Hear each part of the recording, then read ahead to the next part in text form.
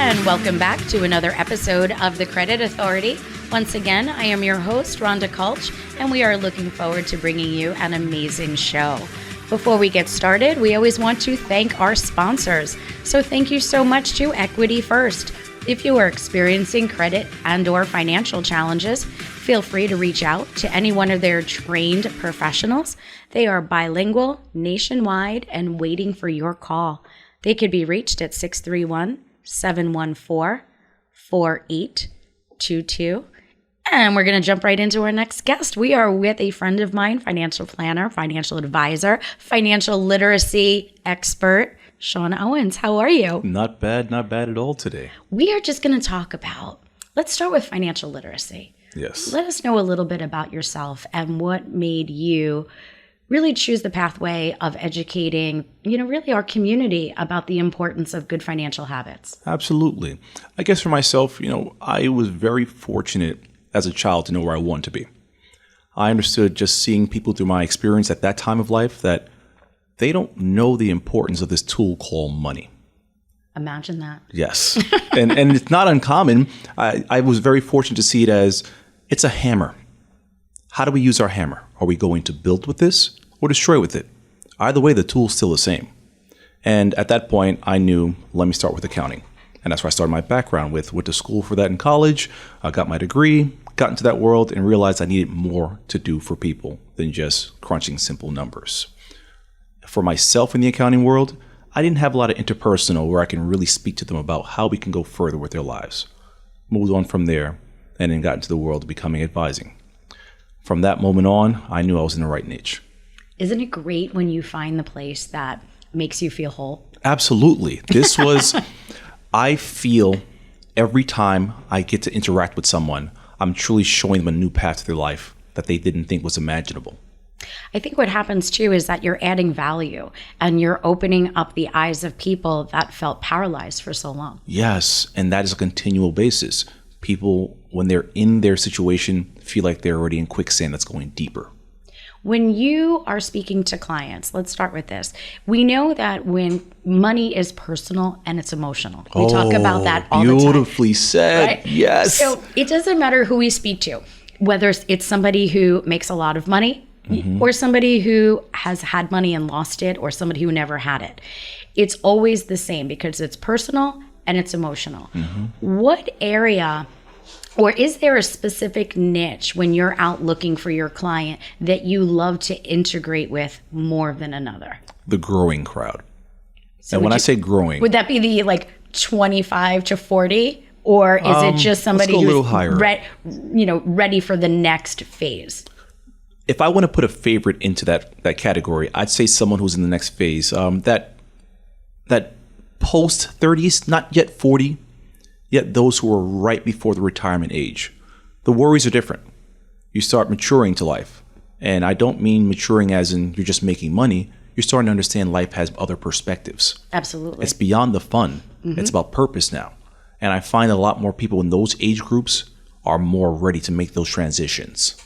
I think what happens is it's about timing too, right? When you're younger, you think about it, I think I purchased my first life insurance policy and IRA when I was probably in my early 20s because it was right around the time that I started having babies. Great. Right? It was one of those, you're having babies, you need to be prepared, God forbid. So I want to say somewhere in that early 20 range, I started becoming more aware of what a financial advisor was there to do. Yes. But then again, it goes into that paralyzed prospectus.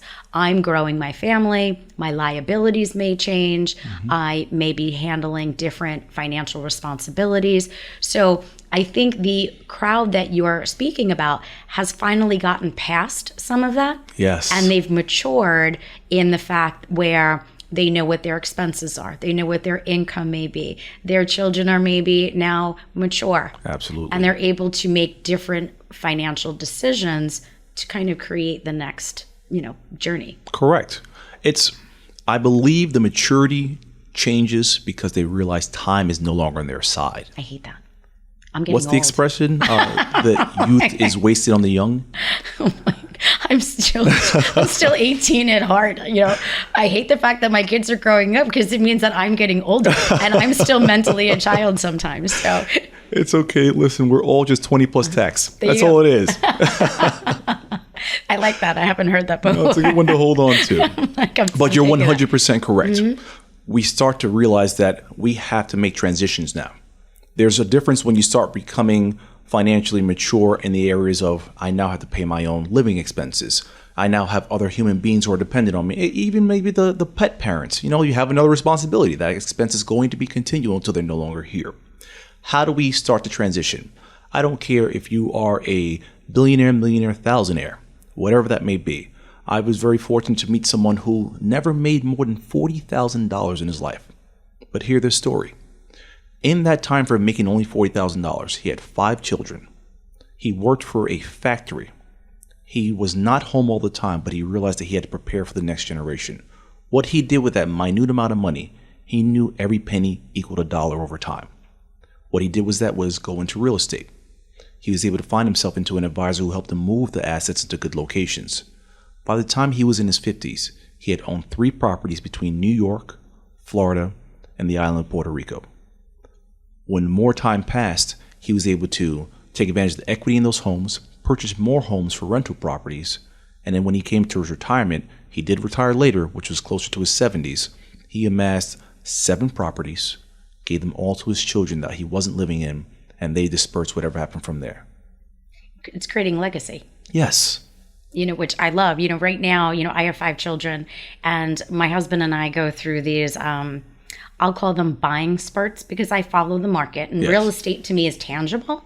I have guests that come on all the time and they're like, oh, you need to get into crypto and you need to do stocks. And I'll be honest, it's not for me. It doesn't mean that I don't advocate for people in the financial space. It's just not where I think I'm comfortable. Real estate is my comfort zone. Yes. Right? It's like my comfort food. So we go through these cycles. But now, again, we're in our 50s now, and we're once again rebuilding, but you change sometimes the pathway. We had rental properties.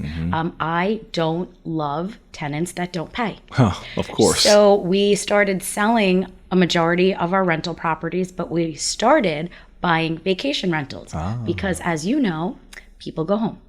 So they stay for a week and then they leave. Yes. So we're just making that transition. But, I think it's important. I'm sure you discuss this with your clients as well.